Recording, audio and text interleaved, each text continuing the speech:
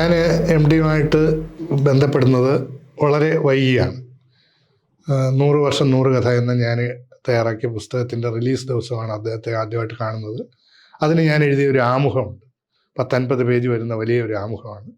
അത് M D അവിടെ വെച്ച് തന്നെ ഞങ്ങളുടെ സാന്നിധ്യത്തിൽ തന്നെ ഒന്ന് മറിച്ച് നോക്കി. രാവിലെയാണ് അദ്ദേഹത്തിൻ്റെ ഓഫീസിൽ പോയി പ്രസാധകനായ DC കിഴക്കമറിയും ഞാനും കൂടിയാണ് അത് കൊണ്ട് കൊടുത്തത്. അന്നാണ് കാണുന്നത്. അപ്പോൾ DC എന്നെ പരിചയപ്പെടുത്തി. കൂടുതലൊന്നും സംസാരിച്ചില്ല. പക്ഷെ അതിൽ ഞാൻ പറഞ്ഞിരുന്ന ഒരു കാര്യം, കേരളീയമായ ജീവിതാവസ്ഥകളെ ചിത്രീകരിക്കാൻ നമ്മുടെ കഥാസാഹിത്യത്തിന് കഴിഞ്ഞിട്ടുണ്ട്.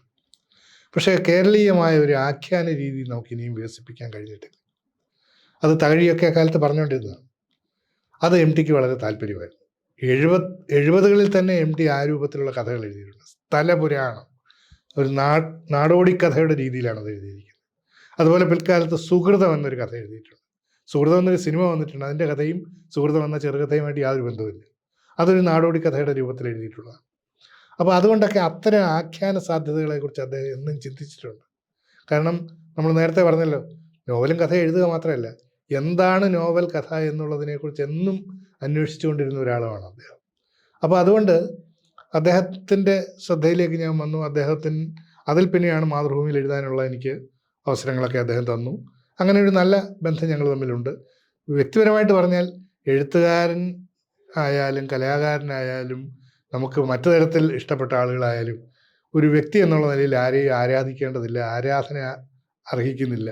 പക്ഷെ നമുക്ക് ഇഷ്ടപ്പെടാം, നമുക്ക് ആദരിക്കാം, നമുക്ക് അവരെ പഠിക്കാം.